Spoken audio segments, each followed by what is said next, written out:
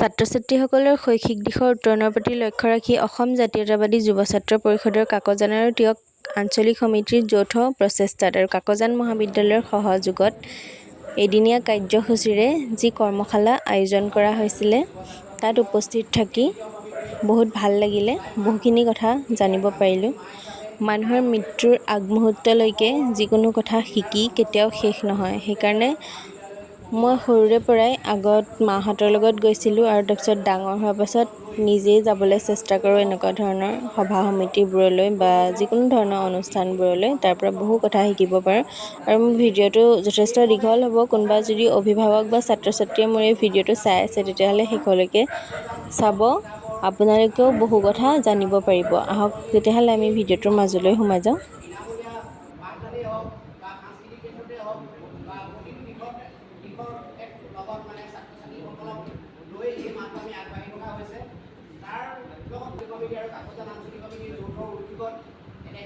Career counselling এটা programme আজি আমি আৰম্ভ কৰিবলৈ ইয়াত আগবাঢ়িছোঁ আৰু আজি আপোনালোক ইয়াত উপস্থিত হোৱাৰ কাৰণে আমি প্ৰথমে আপোনালোকক ধন্যবাদ জনাইছোঁ।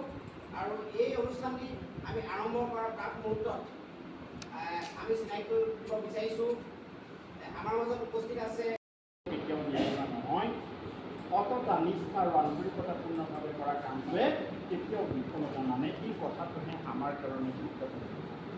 কাইলৈ মই এজন আজি আমি বহু পেপাৰ পঢ়িছোঁ বা এছিয়াছ আছোঁ, কিন্তু ইয়াত জীয়াই থাকিবলৈ মন কৰা নাই। তেওঁ যিখিনি পেপাৰ জীয়াই এছিয়াছ হৈ গৈছে, তাৰ পিছতো তেওঁ বিদায় মাগিছে।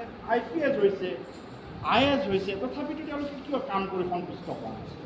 ইয়াৰ কাৰণটো হৈছে আমাক সমাজত ভাল পাব লাগিব। মই এটা ডক্টৰ হ'ব বিচাৰিছোঁ, মই ইঞ্জিনিয়াৰ হ'ব বিচাৰিছোঁ, মই ACS এজন বিষয়া হ'ব বিচাৰিছোঁ, কিন্তু মোক সমাজে ভাল নাপায়।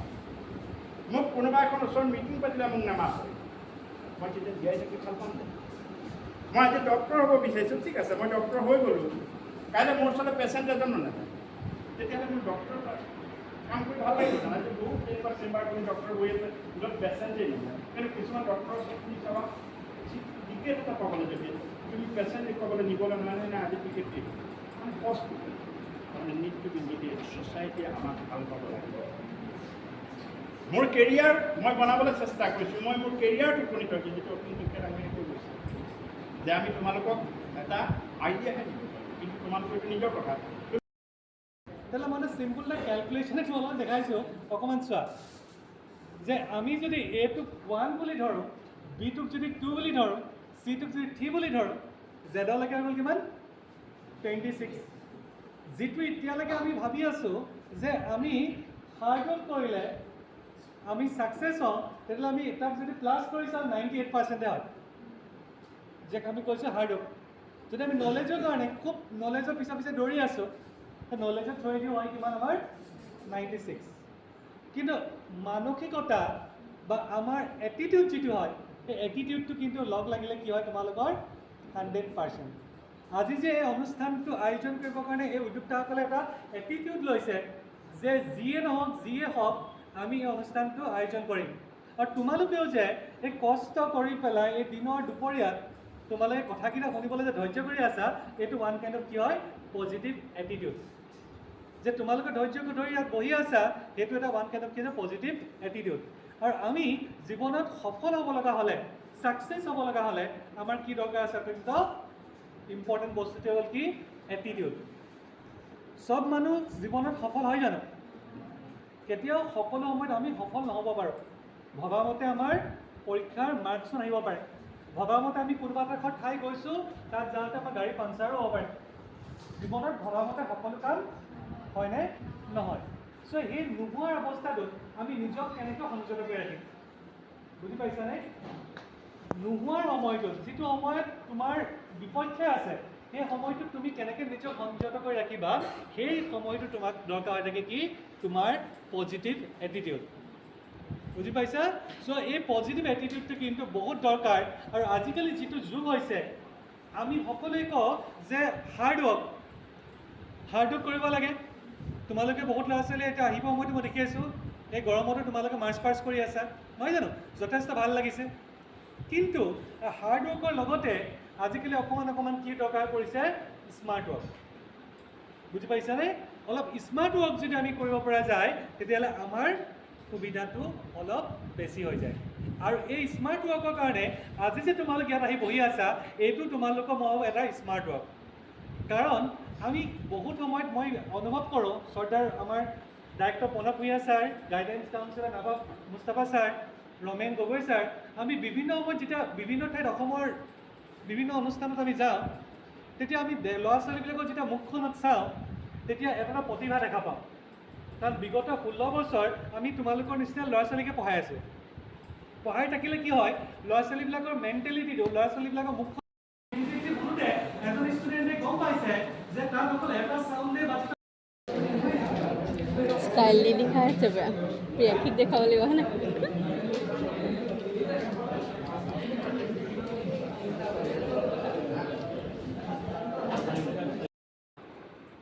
পৰিয়ালৰ মানুহে কি ক'ব জানা ক'ৰবাত কিবা এটা খেলি মেলি হৈছে কিমান পঢ়া শুনা কৰি ড্ৰাইভাৰ কিন্তু একেটা কথাকে তুমি যদি কোৱা যে no I want to become a pilot wow my child my daughter want to become a pilot no what I am in life there's the introspection there's the difference of analysis of thinking in our society which is prevail on আৰু এই কথাটো আমি সলনি কৰিব লাগে বুজি পালা driver হ'ম বুলি ক'লে কোনো পঢ়া শুনা কৰি ড্ৰাইভাৰ হ'ব বিচাৰিছ তুমি যদি কৈ দিয়া যে মই পাইলট হ'ম তো wow you want to become a pilot হয়নে তোমাক যদি সোধা হয় তুমি ডাঙৰ হৈ কি হ'বা জীৱনতো এটা বৃত্তি লাগে নহয় মানুহক কাৰণ বৃত্তি এটা মানুহক লাগে জীৱন নিৰ্বাহৰ বাবে ফৰ ব্ৰেড এণ্ড বাটাৰ হয় নে নহয় যদি কোৱা হয় তুমি যদি কৈ দিলা যে নাই নাই মই আৰু কি হ'ম আৰু মই মানে ৰান্ধি ভাল পাওঁ খাই মইতো ঘৰত মই পাকঘৰৰ কাম কাজবিলাক মই চলাওঁ হয় নহয় মই ভাল ৰান্ধনি হওঁ মানুহৰ চকু কপালত উঠি যাব এতিয়া matric distinction higher secondary distinction আৰু তুমি কৈ আছা যে মই ৰান্ধনি হ'ম দিগদাৰ আছে তুমি একেটা কথাকে যদি কৈ দিয়া যে I want to become a chef তেতিয়া মানে কয় wow become a chef follow him follow that our duty as the son of this beautiful land Assam to change our mindset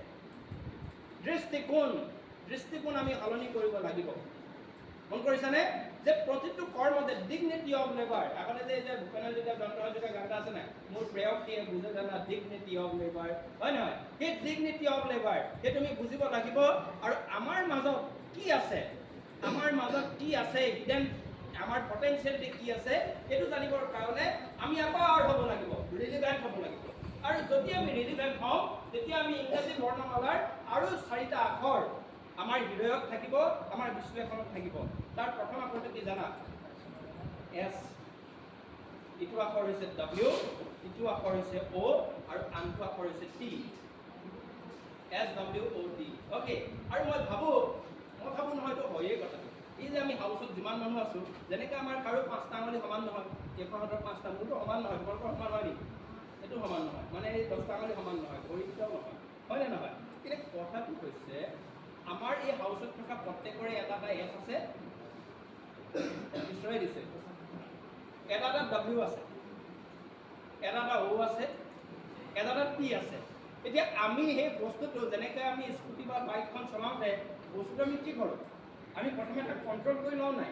সেই দক্ষতাটো আগে আনি লওঁ নাই এখন চলাবৰ বাবে ঠিক তেনেকৈ জীৱনটো সঠিক পথত চলাবৰ বাবেও আমাক এই SWOTটো আইডেণ্টিফাই কৰাটো বৰ প্ৰয়োজন সেইটো আমি নিজেহে কৰিব পাৰোঁ এতিয়া হেভ এ ক্লু মই যদি কুইজ কম্পিটিশ্যনৰ পইণ্ট অফ ভিউৰ পৰা তোমালোকক কৈ দিওঁ যে এছ মানে যদি হয় ষ্ট্ৰেংথ আমাৰ প্ৰত্যেকৰে এটা ষ্ট্ৰেংথ আছে এতিয়া ধৰা মই কথা কওঁ সেইটো মোৰ ষ্ট্ৰেংথ হয় আমি স্পীকাৰ কিন্তু তোমালোকে যদি ভাবা যে মুস্তাফা ছাৰ ফাৰ্মাচী মানুহ যে আহিলে মানুহটো অলপ বেয়া নহয় দে মানুহটো ভালেই লাগিছে এটা কাম কৰোঁ 10 নম্বৰ মেচিৰ জাৰ্চি এটা কিনি আনি দিওঁ কাকজানৰ যিখন ক্ৰীড়া সন্থা তাৰ যিজন সভাপতি টুটেল জিলানী ছাৰ আমাৰ কলেজৰে জিলানী ছাৰক কৈ দিম আৰু আমাৰ মুস্তাফা ছাৰক 10 নম্বৰ জাৰ্চিটো কিনাই ফুটবল ফিল্ডত নমাই দিম মই পাৰিমনে সাধ্য হ'বনে মোৰ দ্বাৰা নহয় কাৰণ this is not my strength হয়নে মোৰ এৰিয়াত নপৰে সেইটো গতিকে বিষয়টো কি আমি আমাৰ এছটো ঠিক কৰি ল'ব লাগে আইডেণ্টিফাই কৰিব পাৰিব লাগে বুজিলা এছ মানে যদি ষ্ট্ৰেংথ হয় ডব্লিউ মানে কি হ'ব পাৰে উইকনেছ ভেৰি গুড আমাৰ প্ৰত্যেকৰে দুৰ্বলতা আছে মোৰ গাণিতিক মগজুৰ অভাৱ মই গণিতৰ সাংঘাতিক ধৰণে দুৰ্বল মই একে দুই বুলি জানো মই জানো ইমানখিনি গণিতত মই নম্বৰ পাইছোঁ কিন্তু মই আজিও ভাবোঁ গণিতত মই দুৰ্বল তেনেকুৱা দুৰ্বলতা সকলোৰে থাকে কোনোবাজনে ভাবে যে মই ইংৰাজী সাহিত্যৰ প্ৰতি মোৰ প্ৰেম আছে, মোৰ পদাৰ্থ বিজ্ঞানৰ প্ৰতি প্ৰেম আছে, জীৱ বিজ্ঞানৰ প্ৰতি প্ৰেম আছে, ইতিহাসৰ প্ৰতি প্ৰেম আছে, যেনেকৈ মোৰ প্ৰেম আছে ইতিহাসৰ লগত। মন কৰিছা? মই এই বিষয়টো এইকাৰণে লৈছিলোঁ কাৰণ এই বিষয়টো মই নপঢ়াকৈ পাছ কৰিছোঁ। মন কৰিছানে? কথা তেনেধৰণৰ হয়। গতিকে আমাৰ SW কি কৰি ল'ব লাগে? S মানে যদি ষ্ট্ৰেংথ হয়, W মানে যদি উইকনেছ হয়, from that point of view O কি হ'ব পাৰে?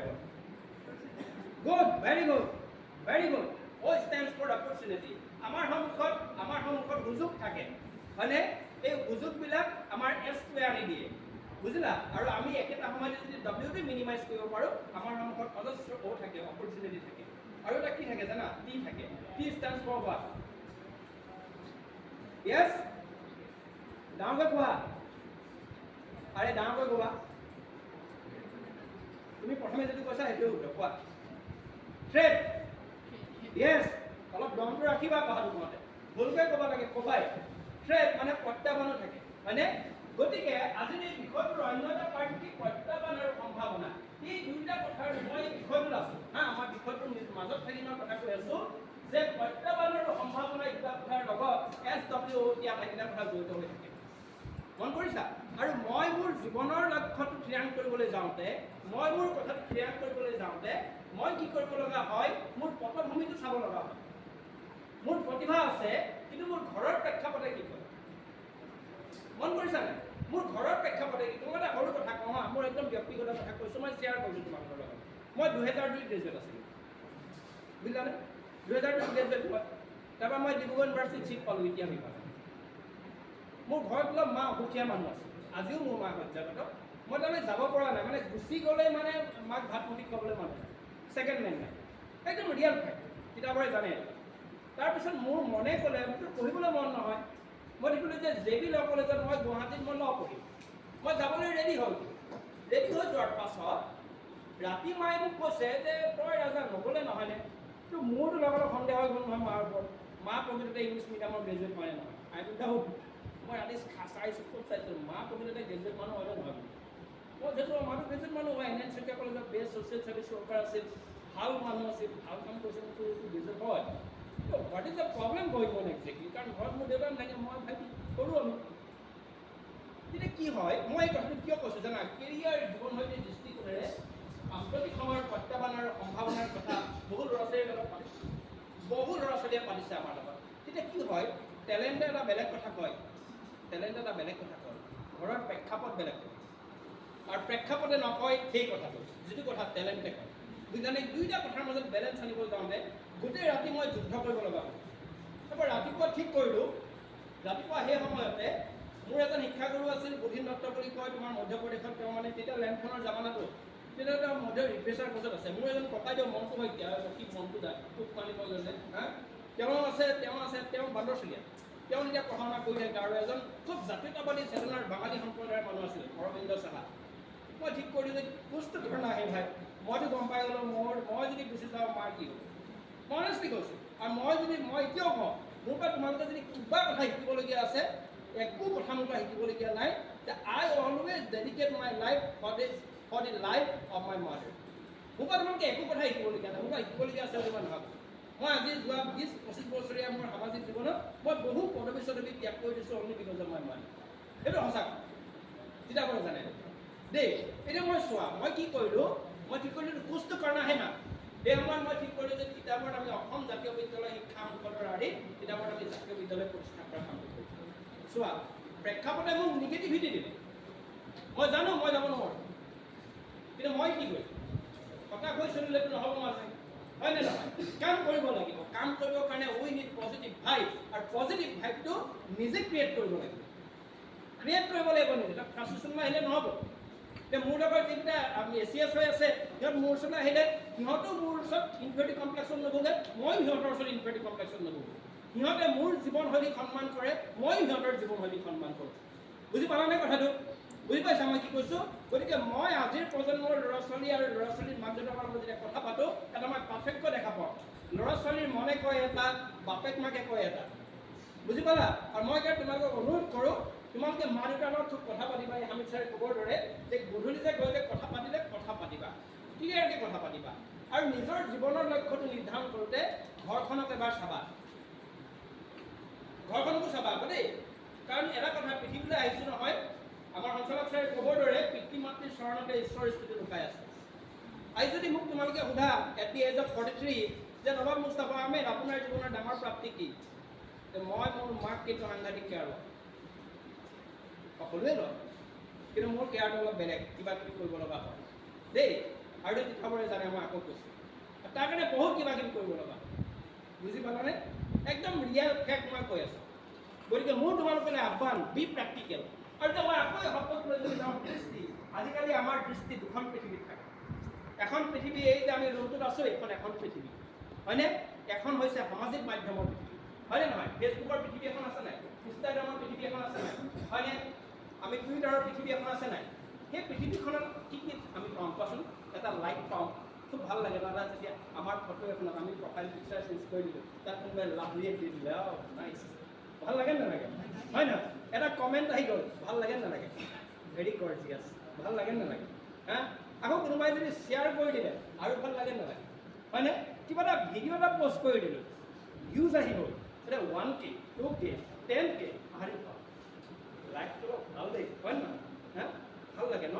এইটো হৈছে ৰিয়েল লাইফ।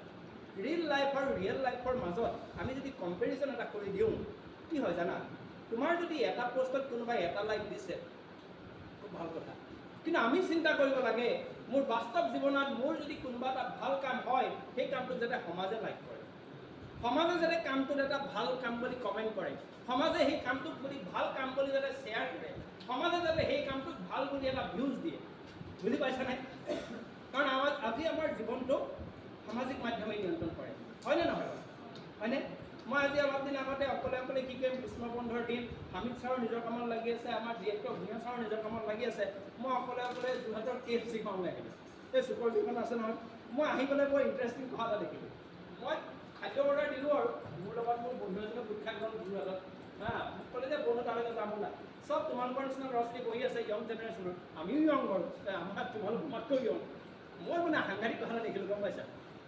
খাদ্য অৰ্ডাৰ হৈ গ'ল, মোৰ মানে কি আৰু মানে যেতিয়া মানে খানা আহি গ'ল আৰু খাব লাগে, মই দেখিছোঁ নিউ জেনেৰেশ্যনৰ ল'ৰা ছোৱালীবিলাকৰ টেষ্ট, কিন্তু সেইটো গুৰুত্বপূৰ্ণ দেই, সেইটো গুৰুত্বপূৰ্ণ। ডক্টৰ ৰীতা চৌধুৰী এই সময় সেই সময় উপন্যাসত এইটো কথা লিখি থৈ গৈছে যে ল'ৰা ছোৱালীকেইটাই কি কৰিছে জানা, খানাৰ যেতিয়া প্লেটটো আহি গ'ল, মইতো খাইছোঁ ভাই, খোৱা আৰম্ভ কৰিছোঁ, স্কুলখন আছে নে চাইছোঁ, সিহঁতে কি কৰিছে, তেনেকৈ মোবাইলটো উলিয়াই লৈছে, উলিয়াই ধুনীয়াকৈ ফটো লৈ দিছে ভাই, তাৰমানে চোৱা, তাৰমানে আৱেগ আছে, কোনোবাখিনিত আৱেগটো আছে দেই, মানে মই আজি এনেকৈ ইয়াত খাইছোঁ, সেই মই সময়কণ, সেই খাদ্য মই ফটো মই সংৰক্ষণ কৰিছোঁ, চোৱা, এইটো এটা চেতনা।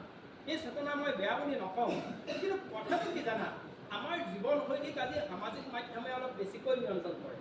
সেইকাৰণে আমি কেতিয়াবা কি হয়, মোৰ যিটো সঁচা জীৱন, এতিয়া মই যে তোমালোকক মই এনেকৈ কৈ দিলোঁ, এতিয়া হামিদ ছাৰে নিজৰ জীৱনত সংগ্ৰাম কৰি আছে, ভূঞা ছাৰেও কৰি আছে, অসীমেও কৰি আছে, প্ৰত্যেকেই কৰি আছে। এতিয়া তুমি যদি কেতিয়াবা তিতাবৰ যোৱা, মোৰ ঘৰলৈ যোৱা, তুমি মোৰ ঘৰত চিটুৱেশ্যন সেইটোৱে দেখিবা, আধা দিন নাৰ্ছিং হোম, সেইটো ৰিয়েল মানে, সেইটো মই শ্ব' অফ কৰি পেলাই বেলেগ কথা ক'লে নহ'ব মানে, বুজি পালা নাই? গতিকে আমাৰ জীৱনৰ যিটো প্ৰকৃত সত্য, তাৰ লগত আমাৰ জীৱনশৈলীটোক আমি আগবঢ়াই লৈ যোৱাৰ প্ৰয়াস কৰিব লাগে। মই বৰ বিশেষ কথা নকওঁ বুলি কৈও মোৰ দীঘলীয়া হৈছে, গতিকে মই কমাই আনি যদি কথাটো কওঁ, সাম্প্ৰতিক সময়ৰ প্ৰত্যাহ্বানৰ সম্ভাৱনা, এই কথাটোৰ দৃষ্টিকোণৰ পৰা যদি আকৌ মই কথাটো টানি দিওঁ, SWOT কৰিব লাগিব বুলি কৈছোঁ, আকৌ আৰ বুলি যে ক'লোঁ ৰিলিভেণ্ট হ'ব লাগিব, তাৰ কাৰণে কি লাগিব জানা? আকৌ আৰ লাগিব, বেলেগ এটা আৰ, সেইটো কি জানা? ৰিজাল্ট লাগে আমাক ন, ৰিজাল্ট লাগে ন, পৰীক্ষাত আমাক ভাল ফলাফল লাগে, তাৰ কাৰণে আমাক আৰু এটা আৰ লাগিব জানা? এতিয়া কি কোৱাচোন? Reaction time. তুমি 1 নম্বৰৰ এটা MCQ যদি আনচাৰ দিব বিচাৰিছা কম্পিটিটিভ এক্সামত, তুমি মানসিকভাৱে এতিয়াৰ পৰাই প্ৰস্তুতি চলোৱা, মই 1 মিনিটৰ ভিতৰত ইয়াৰ উত্তৰটো কৈ দিম, মানে 1:1, R=1, বুজি পাইছা? মই আৰত ঘূৰি আছোঁ, আৰৰ লগত জড়িত আৰু এটা আখৰৰ কথা মই আকৌ কৈ যাব লাগিব, যে সেইটো হৈছে P=P। যদি মই কৰি ভাল পোৱা কাম, যেতিয়া তোমালোকৰ NCCৰ লগত জড়িত কাৰোবাক দেখিছোঁ, কোনোবাই কৈছা মই কি কৰিম, মই ডিফেন্সত যাম কৈছা, তুমি কৰি যদি সঁচাকৈ ভাল পোৱা, তেনেহ'লে কি হ'ব জানা? কি হ'ব? তোমাৰ পেশ্যনটো যদি তোমাৰ প্ৰফেশ্যন হৈ যায়, কৰি ভাল পোৱা কামটো যদি তোমাৰ প্ৰফেশ্যন হৈ যায়, তুমি ব্যক্তিগতভাৱে ছাকচেছফুল হোৱাৰ একে সময়তে তুমি জীৱনৰ এজন সুখী মানুহ হিচাপে পৰিগণিত হ'ব, আৰু সেই কথাটোৱে বৰ গুৰুত্বপূৰ্ণ। মন কৰিছা? আজি ধৰা মই কনচেপ্ট গ্ৰুপ অফ এডমিনিষ্ট্ৰেশ্যনৰ গাইডেন্স কাউন্সিলৰ আছিলে বহুত হেপী কিয় হেপী জানানে ইয়াত আমাৰ এটা নীতি আছে আমাৰ যিটো চিষ্টেমত আমি কাম কৰোঁ ইয়াত প্ৰত্যেকক আপুনি বুলি কয় মোৰ আজিও মনত পৰে মই একদম ফ্ৰেংকলি কাৰণ তোমালোকৰ কথা পাতোঁতে তোমালোক নতুন দিনৰ তৰুণ তৰুণী কথাবিলাক একদম ফ্ৰেংক কথা পাতিছোঁ আৰু মই আগ্ৰহ কৰিম আমাৰ যেনেকৈ ভূঞা ছাৰে কথা পাতে খুব ফ্ৰেংকলি কৈছে অমিত ছাৰে কথা পাতে খুব ফ্ৰেংকলি কৈছে তোমালোকেও যদি কেতিয়াবা কথা কোৱা খুব ফ্ৰেংকলি ক'বা মন কৰিছা নাই মই আৰু এটা এক্সপিৰিয়েঞ্চ শ্বেয়াৰ কৰোঁ হা এটা ইণ্টাৰেষ্টিং কেছ মোৰ এই কথাটো কোৱাৰ পাছত কালি বেকাজান অসম মেঘালয় সীমান্তৱৰ্তী এটা অনুষ্ঠানত আছিলোঁ মানে এটা বিশেষ পৰীক্ষা যে বেছিক স্কুলবিলাকৰ মানে কি হৈছিলে এটা সময় তোমালোক সৰু তেতিয়া নাজানা 2007-08 চন মানত বেছিক স্কুলবিলাকত এটা এপইণ্টমেণ্ট হ'ল আৰু হা তাৰপৰা কি হ'ল মোৰ লগৰসকলে ক'লে তোৰ আৰু মাৰ্কশ্বিট চাৰ্কশ্বিটবিলাক দি গৈছোঁ নাই তই এইবিলাক সংগঠন কৰি থাকিব নালাগে মাৰ্কশ্বিটটো ভাল তই পাই যাবি কাম তাৰপৰা লৈ গ'ল এজনে লৈ যোৱা মানুহজনৰ নাম ক'ব পাৰোঁ এতিয়া কিতাপৰ শিক্ষক পলাশকে বুলি পলাশে জানে গোটেই কিছু জিতা চাংমাইহঁত গ'ল তাৰপৰা লৈ পেলাই ইণ্টাৰভিউ ভিতৰত হৈ আছে চাবা কথা নহয়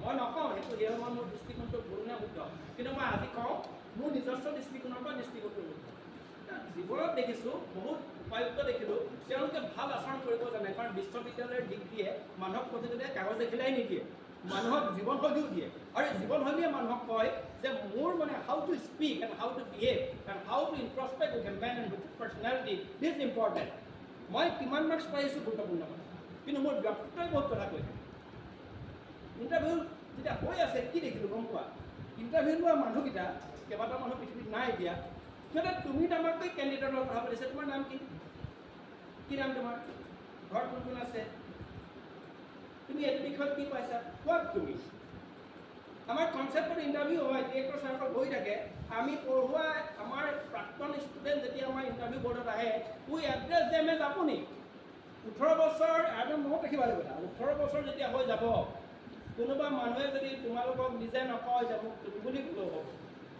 ড'ন্ট এড্ৰেছ দেম এজ তুমি ব্যক্তিত্ব এনেই নষ্ট কৰি নল'বা বহুত মানুহ দেখিছোঁ আৰু ৰিজাল্ট অৰিয়েণ্টেড ছ'চাইটিত এইবিলাক কাউণ্ট হয় এইবিলাক কথা সঁচা কথা দেই এইবিলাক কাউণ্ট হয় এজন উপায়ুক্তৰ ওচৰত যাবাচোন উপায়ুক্ত তোমাক তুমি বুলি কাহিনী নকৰিব দেই কাৰণ জানে এইটো প্ৰফেচনেল ইথিক্স হয় মই ক'লে কি কাম কৰি আছে এইটো তুমি হোৱা তুমি ইণ্টাৰভিউ মই নিদিওঁ মই যিখন স্কুলত মোৰ পঠোৱা হৈছিল তাত মই 1 নম্বৰতে আছিলোঁ 2 নম্বৰ চাকৰি কৰি আছে এতিয়াও কিন্তু লগ পালে কালি বেকাজনে মোক কৈছে এই বুজিছে নবাব আপুনি নিদিলে ভাল হ'ল এতিয়া কনচেপ্টত আপোনালোকৰ টিমটো অঞ্চলক জিতু ছাৰ অঞ্চলক প্ৰণৱ ছাৰ আপোনালোকৰ টিমটোৱে বহুত ভাল কাম কৰি আছে আৰু যিজনে কৈছে তেওঁ মোক কামত কোৱা নাই তেওঁ মিটিঙত কৈছে মই সেইকাৰণে আজি ফোন কৰিছোঁ দেই মই এইটোৱে কথা ক'ব বিচাৰিছোঁ যে জীৱনত সুখৰ সংজ্ঞা আমি নিজে বিচাৰি ল'ব লাগিব কামৰ জৰিয়তে গতিকে তোমালোকক এই কথাকেইটা মই ক'লোঁ আৰু ইয়াত যিটো কথা কোৱা হৈছে কেৰিয়াৰ আজিৰ সময়ত দক্ষতা বিকাশৰ সময় বুলি গণ্য কৰা হয়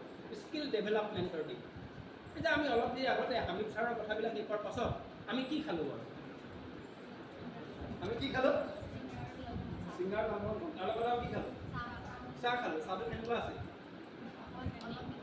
অলপ মিঠা কালাৰটো কেনেকুৱা আছে ৰেড কালাৰ চাহৰ লগত এই ক্ৰিয়াৰ কি সম্পৰ্ক আছে জীৱনশৈলী দৃষ্টি আপুনি যে মই প্ৰত্যাহ্বান হ'ব আপোনাক কি সম্পৰ্ক আছে আকৌ মই একদম কমন কথা এটা সুধিলোঁ ন এই চাহটো কোনে আৱিষ্কাৰ কৰিছিল অসমত হে গুড এজন অসমীয়া মানুহে দেখুৱাই দিলে হয়নে অনুসন্ধিৎসু এজন বিদেশী মানুহে এইটো আৱিষ্কাৰ কৰি দিলে পেটেণ্ট লৈ দিলে মানুহটোৰ নাম কি আছিল নহয় বিদেশী জনৰ নামটো ৰবাৰ্ট ব্ৰুচ হয় নাই সিংহৰ ৰজা বিশাখামে বস্তুটো দেখুৱাই দিছিল আৰু এজন স্বাভিমানী অসমীয়া মণিৰাম দেৱান আছিল অসমৰ প্ৰথমজন চাহ খেতিয়ক এতিয়া তোমালোকে মোক কোৱাচোন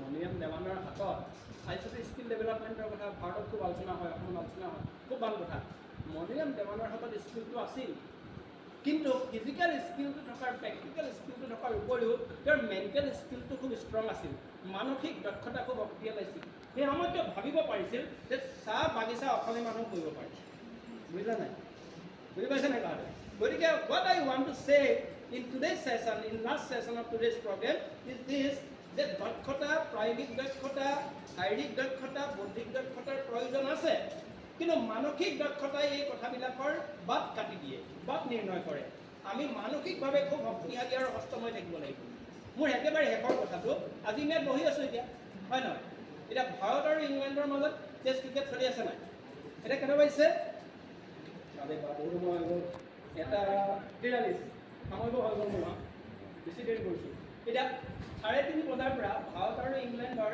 চতুৰ্থখন টেষ্ট মেচৰ খেল আৰম্ভ হ'ব মানচেষ্টাৰত হয়নে নহয় আজি 4th ডে ন ছাৰ আজি 4th ডে আচ্ছা এই 4th ডেত ইংলেণ্ডে লিড কৰি আছে মই খেলখনৰ দৃষ্টিকোণৰ পৰা কথা এটা কওঁ হা আমি এই কথাবিলাক শিকিব পাৰোঁ ৰিলিভেণ্ট হৈ থাকিব লাগে ভাৰতৰ এজন খেলুৱৈ উইকেটকিপাৰ ঋষভ পন্থ হয়নে প্ৰথম দিনাখনে খেলোঁতে কি হৈছে তেওঁ লেফ্ট হেণ্ডিং হয়নে নহয় এতিয়া ভৰিত আঘাত পাইছে আঘাত পাই তেওঁ ফিল্ডৰ বাহিৰ হৈ গৈছে তেওঁ ভৰিয়ে ভাৰ ফালিছে ফ্ৰেকচাৰ হৈছে ফ্ৰেকচাৰ হোৱাৰ পাছত তেওঁ কি কৰিব লাগিব তেওঁ হস্পিটেলত থাকিব লাগে নাই ডক্টৰে কৈছে ইউনিট ৰেষ্ট আৰু তেওঁ ছেকেণ্ড ডে কি কৰিছে ভৰিত বেণ্ডেজ লৈ আকৌ তেওঁৰ টীম যেতিয়া বিপদত আছে তেওঁ বেটখন লৈ আকৌ ভাৰতৰ হৈ দেশৰ কাৰণে বেটিং কৰিবলৈ আহিছে 37 ৰানৰ পৰা গৈ 54 ৰানত আউট হৈছে সেইটো ডাঙৰ কথা নহয় ডাঙৰ কথাটো হৈছে his positive intent and fighting spirit and I want to request all of you who are present in this session that we need to develop that fighting spirit and positive mindset